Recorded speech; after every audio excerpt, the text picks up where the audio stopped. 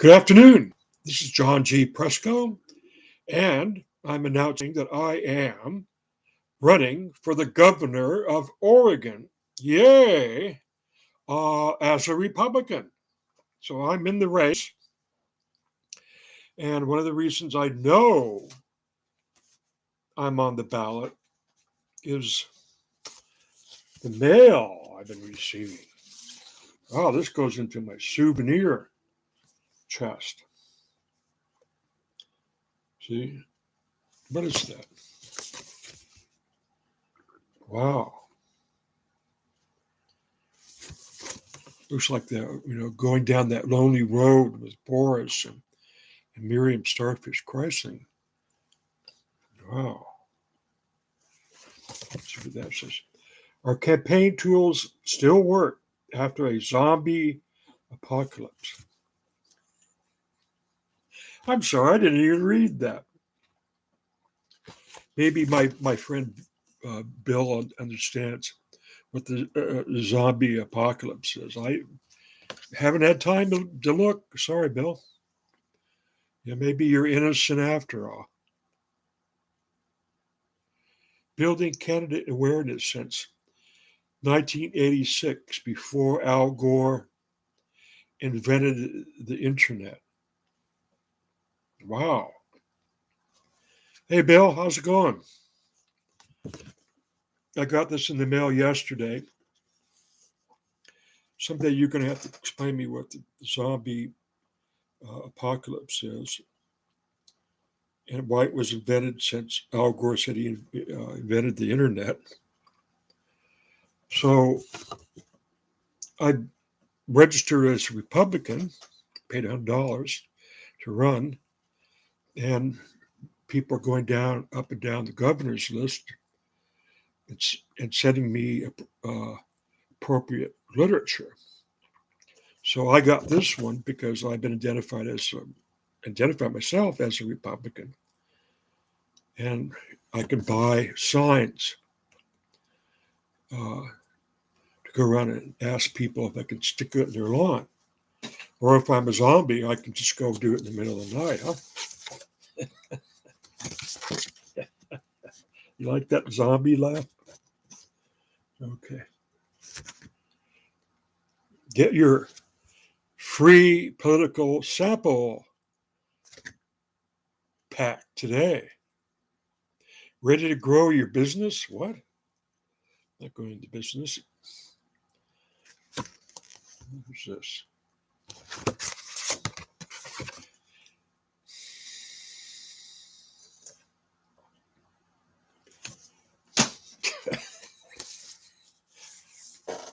Okay.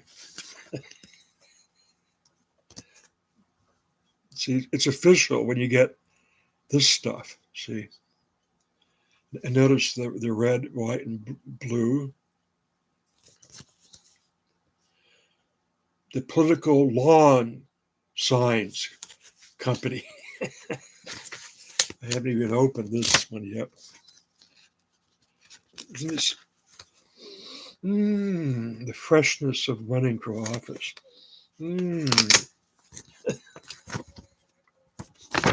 Uh-oh.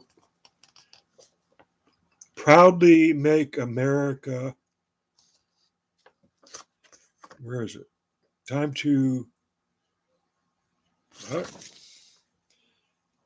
Time time-tested voter approval.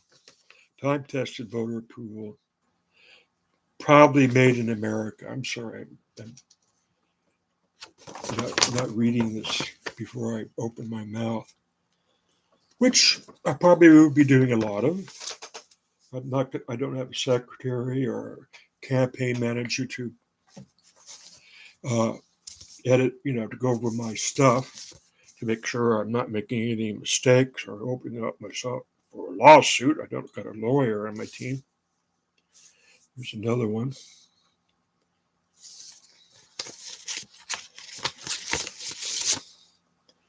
Okay, so this is going in my archives, the family archives. I gotta get my my scanner working. Signs and Company. Oh, signelect.com.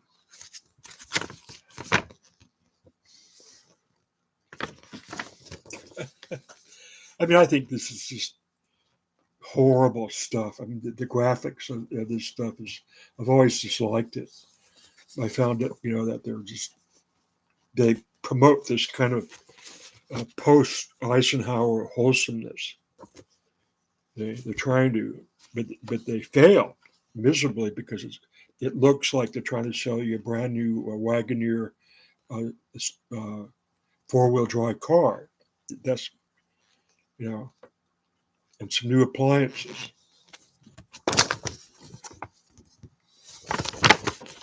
And okay, so also know I'm running for office because I'm wearing a striped white and blue shirt with suspenders. And I pledge that I'll never change this shirt or wash these suspenders or anything until the campaign's over. Lying, he's lying. He'll wash the shirt when you're not looking. And the other thing I know that I'm running for office is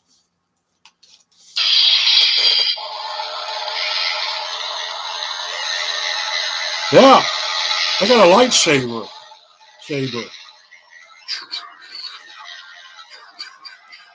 Bought this at Walmart. Who else has got one of these? 75-year-old man boy who's never going to grow up. I'll die before I grow up. And I was going to possibly do a tarot card reading, but I don't know what happened to my deck. I took my tarot cards out of here when I used the special. What's that noise? Banshees. Irish banshees are here. The old Celtic banshees. So I used this bag for something and I forgot to put the cards back in. So I wanted to show you the Fool's card because basically the tarot card is the Fool's Journey. The Fool's Journey, and this is April 1st. And a lot of people will not be announcing they're running for office on April 1st. So I'm probably the only one ever in history. But I got my I Ching, and I will consult the I Ching about me running for governor. Will I win or I lose? Oh, yeah, I threw this with my friend in New York, who I gave a typewriter to. This is the Book of Changes, and you throw 3 pennies 6 times, and you get these lines, these hexagrams, and I'll actually make a video before the day's through to see if the auspices are great for me running for governor. Okay, to my platform. And I kind of have Bill to thank for this because he asked me a question the other day. So you got to watch out for the zombies.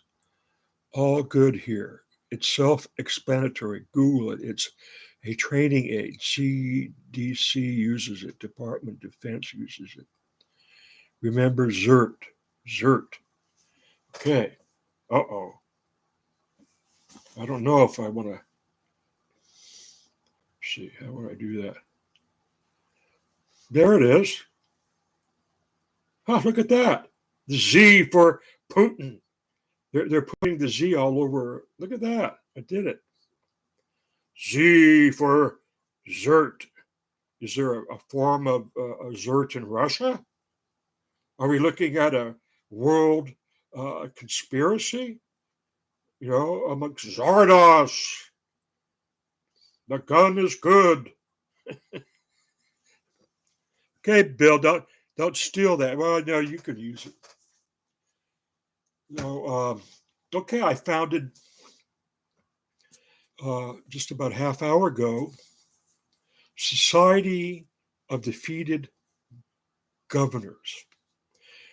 Society of Defeated Governors. I own the .com to that.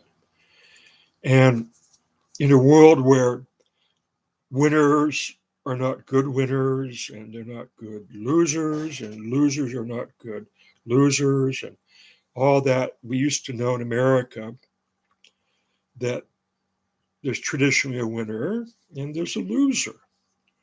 But that's kind of got muddled since January 6th and our Academy Awards. Um, Let me just say this, that you can Google the gun and knife fight between uh, Thomas Hart Benton and two of his brothers and Andrew Jackson, who Jesse Benton shot, and he almost bled out on a mattress. And was he the president at the time, or was he going to run? But anyway, there's a famous duel, and Thomas Hart Benton wrote in defense of dueling. And there was a lot of dueling going on in the Americas before the Constitution uh, was signed by the signers. Dueling was a part of American life. So there are 26 candidates for the governor of Oregon, and there's going to be 25 losers. And I looked at the South Carolina race because I belong to well, that's where my Rosamond can come from, South Carolina. And I looked at the races there. I think there's three candidates. Two of them are going to lose. And there's been the British governors of the colonies. And I want to invite the relatives, the descendants of these British governors to become a member of SOJ. SOJ, I love it. I'm in the SOJ. I'm in the swamp. I'm a defeated candidate for governor. Well, don't despair. See, if we become a society and unite, then we're going to be a formidable uh, organization to go up against a lot of these think tanks that Ginny and Thomas and Eric Prince and Bannon are members of. What was that, the DNO or something? And why throw away all that experience? I've already learned so much in the last month that I announced that I'm running for governor, paying my $100 dues and going through the websites, looking at things, talking to people on the phone, uh, and then finding the guts to run for office, no less the governor of Oregon. Take guts. You got to search inside yourself and do a thorough examination. Take an inventory of yourself, your motives. What do you have to offer? I haven't been looking at, well, is my slate clean? Can I stand examination? Will people look into my past? Well, as a recovering alcoholic with 35 years and drug addict, with 35 years recovery, I've got, oh, let's see, where's my chip? Well, I don't know if I should introduce that to. I don't think that's fair, actually. Because I have an advantage. A lot of governors, what, 50 of them? Should kind of check that. Find out how many stars that are on the flag. But they're all making the promise that they'll do something about the alcoholic drug addicts, homeless people on our street, how they're destroying our cities. Oh, yes, we'll appropriate a lot of money, millions and millions of dollars to get these people into programs, get them clean and sober so that we can put them in substantial living situation, maybe permanent housing.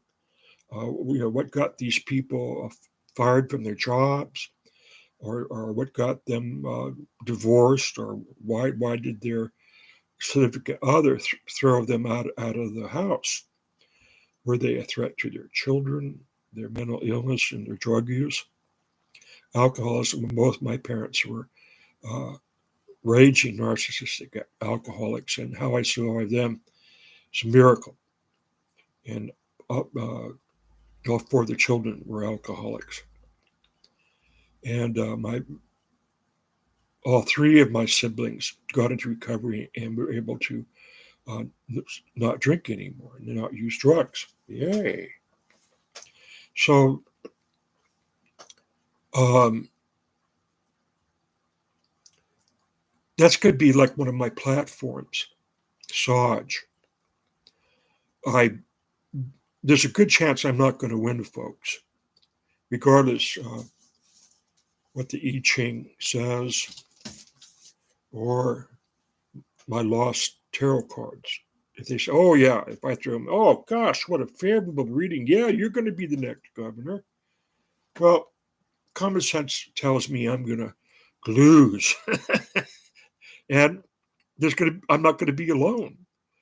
There's got to be at least 50 other losers out there that are going to lose their candidacy for governor, and I want to bring them into a society, and I want to use their experience and their knowledge uh, to enhance true political power,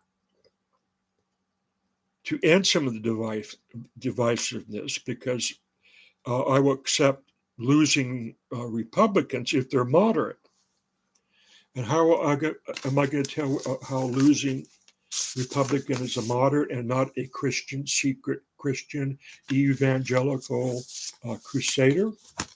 Well, I'm going to submit to the same religious test that the Oregon Family Council sent me. And I'm going to start finding out how many candidates for governor all across the nation got a similar form. So what's good for the goose is good for the gander, huh? Isn't that brilliant of me to do that? I'm not going to make my own rules to exclude people or have them feel intimidated and they take themselves out of the race because they don't want to get involved with some kind of religious inquisition, see? Oh, well, Bill just reminded me, I forgot about that. You have to win the primary first. You can't run for governor until you do that. So I think I'm going to conclude the primary candidates.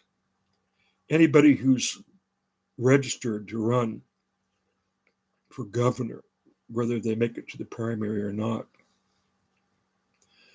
And Bill says all of them got the form. Are you saying all 50 state people are running got this similar form, Bill? And where do you think it comes from? Does it come from Ginny Thomas's group, the NDC, whatever that is? Anyway, these are things I got to work out. I don't have a lot of time to do all this beforehand. This is a preliminary. Well, it's an announcement, and I don't care whether it's messy or clean or dirty, or I just hope it's not illegal. I don't want to be sued. Who does? But maybe that would be a good thing. Wow. Okay, Bill just said a lot of candidates get this form from the Family Council, and they just put the state name up there. Wow, I'm going to have to look at that.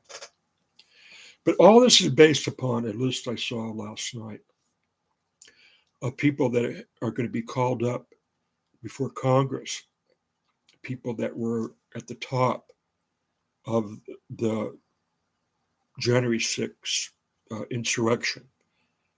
And I have to go through this list to see who ran for office. We got this name of this woman, Caroline Wren.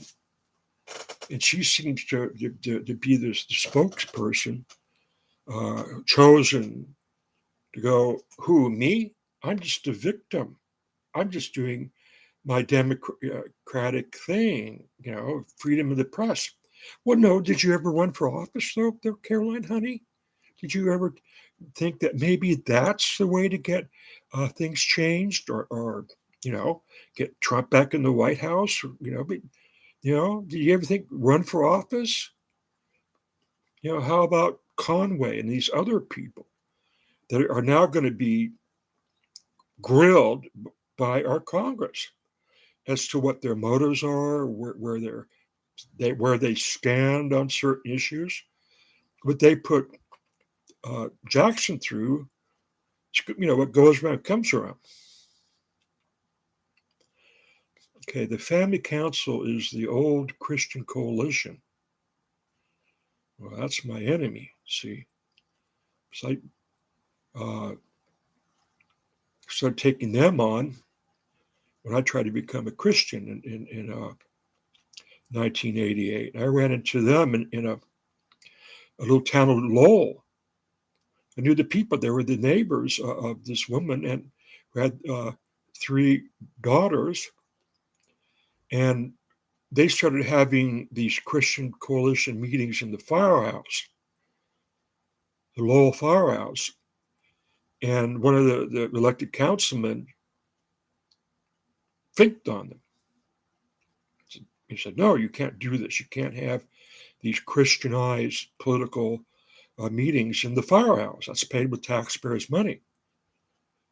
And there was a Donnybrook, you talk about a brawl. And that cost 60 Minutes to come and do a news item on this. And there were people shouting, hang him. The fink, hang him. And this is 1991 or something like that this was going on. So that's when I became aware of the Christian coalition and what a danger they were. Our neighbors might have been one of the inventors. They were members of the church, and they were using patriotism and the Constitution to justify Christians taking over a country and turning it into a theocracy, basically, a Christian, what's the word for it? Nationalism. It's all evolved into Christian nationalism, which I oppose. For the very reason it tends to be covert, not overt. Running for office, when whatever covert activity your life you enjoyed, like privacy and everything else, is you sign that away. You've got to be in the overt. You've got to make your motives known. You got people that are counting on you. You got people that want to vote for you. Maybe I've not received any campaign funding whatsoever, and I got to check if I got to sign that thing where I'm not going to make more than $750. I might have neglected that. I thought I did, but then I had to redo something. So I've got to consider right now if I'm going to receive any campaign funding. And I you know what? I'm not going to, because I know I'm not going to win. And I don't want to take anybody's money. And this is probably why creating our own Society of Defeated Governors.com. I'm going to get an email. I'm going to look for members I'm going to start communicating with a few governors after they're defeated, either the primary or the governor race, and contact them. And that hopefully I'll have my website down and clean and clear. So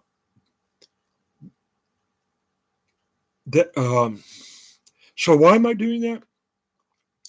Because we're living in a thanks to the Christian coalition, a divided nation, where the normal political pendulum always went back and forth, back and forth, back and forth. And, that was pretty normal. That worked under the Eisenhower years and even JFK, a Catholic, becoming a president. The Protestant religion hates the Catholics. They become tolerant of them because they started what they call a Christian coalition. They want the Catholic voters too. So what they did is, I've always described it as lasso the pendulum and chain it down, to always be on the right in the Republican Party, and have all Christians quit the Democrats Party and join the Republican Party. And this is where we are. This is what creates a division. But the pendulum, I read a Washington Post article that's saying a lot of voters are dissatisfied uh, with their governors. Now, I didn't read the article. I got to read it because are we talking about right-wing Christian evangelicals dissatisfied with their governors who are Democrats? Are we talking about liberal, progressive Democrats running for governorship in the South, in the red states, where they're never going to win? There's been a couple of cases of freak wins. But if you're a Democrat and you're running for a governor down in the red states, and the red states have moved into the Midwest, then you're a sure loser. So why run? Why formulate your opinions? Why go through why even pay $100? Why don't you take the kids to Disneyland with $100? Make somebody happy, because if you're a Democrat running, down there in the red states, the southern states, where the Confederacy rose up, then you're a loser. But you ran, see? You're in the race. You had a dog in the hunt. You're not a secret organization hell bent on the overthrow of the government and negating the last election, the presidential election. Hey, that's a good idea. Just even though there's no proof that there's voter fraud, and there's no proof that Donald Trump won rather than lose, um, why listen to those people who didn't run for office? We need experienced people. We need moderate people. And this is what hopefully Society of Defeated Governors will create, is a moderate, middle of the road political society, and maybe one day even a party. They're talking about a third party. Well, the Christian right, they're looking at that. They got millionaires and billionaires giving them all this secret under the table money. And the Society of Defeated Governors, everything, I don't know if we're going to have dues or membership or contributions, but everybody's going to, if you contribute to SOJ, then that's all going to be public record. And even what we discuss, even our topics like minutes for a city hall meeting, will be available. Why not? I mean, bandwidth, is limited. You don't have to, that people have to be so secretive, especially when they say they're Christians. Doesn't work with me. Satan wanted secrecy and stealth and invisibility. That's what I got out of it when I first read the Bible when I was 40. Jesus says, don't, get behind me, Satan. Don't be offering me crowns and kingdoms on the sly. I even put my name in the race. I even have gone back home to Bethlehem to do my traditional reading of the Torah. And you're tempting me. You're offering me a crown and all this shit. But get behind me, Satan. I'm going to go home and I'm going to pass this test, which is traditional for Jews. They're considered men when they're 13, and they have to know their Torah. They have to know their book. They have to know their stuff. And you go through some examinations, and people have to approve of you before you really become a bona fide child of God, a son or daughter of God. Doesn't mean you're born as, you know, blessed virgin and, who remained a virgin after you were born, but yet Jesus had what? How many brothers and sisters? How many did he have? Why worship this woman as a virgin? She did her, you know, the first commandment: be fruitful and multiply. So, hey, maybe I'll get thrown out of my own society. John's got to go. He knows too much about the Torah and the Bible and religion. And, we want a non religious organization. Well, that's not what I'm talking about. And, uh, I mean, I'm already facing right now as I open my mouth and let this come out. I'm looking at what our forefathers who put the Constitution together looked at. And I remember reading somewhere, the first Continental Congress, when they're putting it together, they said, well, maybe we should collect some money and go hire a priest to come here and help consult as a consultant. But they didn't want to create a religious state. Uh, they didn't want to do what the mistake the Pilgrims made, and we're not going to get into that right now. Uh, so that's what I'm going to do after I lose. Is create this SOJ, and I'm going to try to get some legislation passed uh, on a government level. I feel uh, Steve Bannon's war room remarks are just outrageous. I said they're treason. They're absolute treason, but they're terrorism. There's no indication that the LGBT community has a militia, has solicited a hostile foreign nation to come to their defense, armed defense. They're not buying a large amount of guns and weapons to repel people who attack them, but they are being terrorized. If if I were to say, let's say ISIS comes back and they've got a new leader, and I found an organization that to use ISIS to terrorize the Christian coalition. If you're a member of the Christian coalition, then you're the enemy of the new ISIS. And gosh darn, I'm going to encourage them because I don't, believe in you and your existence. I really want you to not exist. But not, I'm not saying, as human beings, I don't want you to exist as an organization, but I'm going to use ISIS to terrorize you. And make members people who want to give you money or fund you or be a member. Second thought. Oh gosh, uh, Anonymous just uh, published a list, and they sent it to the new leader of ISIS. And gosh, I don't want to be, murdered, or my family to be murdered by fanatical Muslims.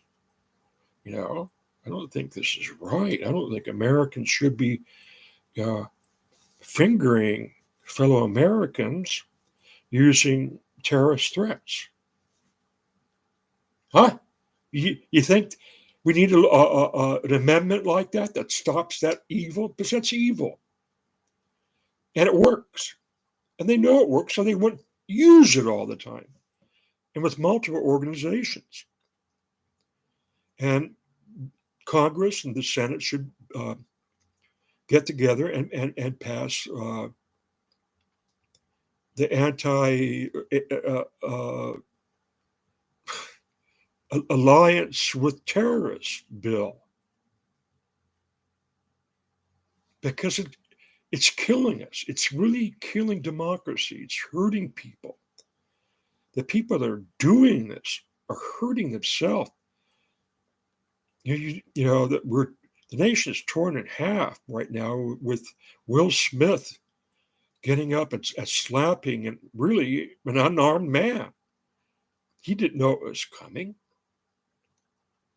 He didn't, he had his hands back, even back of him, leaning his face in, like, okay, well, what you going to lay on me? And he gets slapped.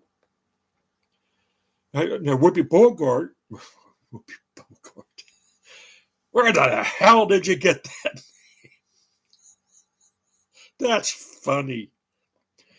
Whoopi Goldberg on that show, which I never watched, The View or something, says, "Oh, it was a bra." You know, no, it wasn't a bra. And I said, here was a bra. Muhammad Ali and George Foreman meeting in Africa. The Rumble in the Jungle. See, but that wasn't Chris Rock and Will Smith. They didn't train. They didn't sign a contract. A multi-million-dollar contract to get in the ring, boxing gloves, and try to knock the other guy out. That's a bra. So yeah, I mean, these fighters train. They got to train.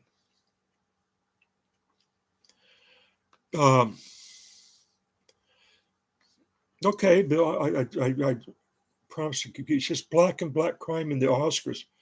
I'm seeing something else here. There's a hidden agenda, and it had to do with Black Power through the boycott of the white Oscars. That's what Jada was involved in.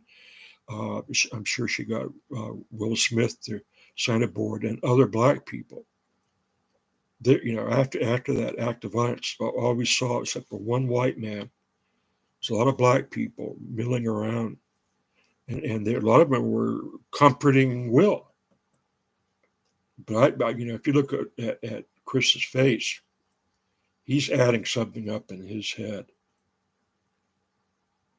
That reeks of a hidden organization and agenda. Because where did Will Smith get the permission to do that? That's the question. And this is really what I'm running for governor. And I wanted to run for president. But I said, where did people get this information to commit acts of treason? Where did the people get the permission to storm our Capitol building on the 26th? And that violence was planned. I'd been in demonstrations. I was in, the Million Man March in 1971, when we marched from Lincoln Memorial to the Capitol, 1 million of us. And it was peaceful as all heck until later that night. And it was the police radical riots. I was down in a church huddling with people from all over America and the world. Anti-war. So the other reason why I created SODGE is when you're running for office and you really expect to win, then you got to keep your mouth shut. You got to be very careful of what you say, because you can lose swing voters, lose the election because you made a slip of the tongue, like black and black crime at the Oscars. That's could really lose you the election.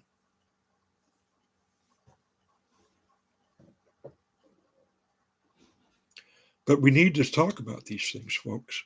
We can't hide these things, back rooms, in secret organizations, societies that want to go after people in the name of Jesus or God, or or white power or whatever. And I believe SODGE would be a very, very good organization uh, where people who have ran for office can continue doing the right thing, and that is to run for office.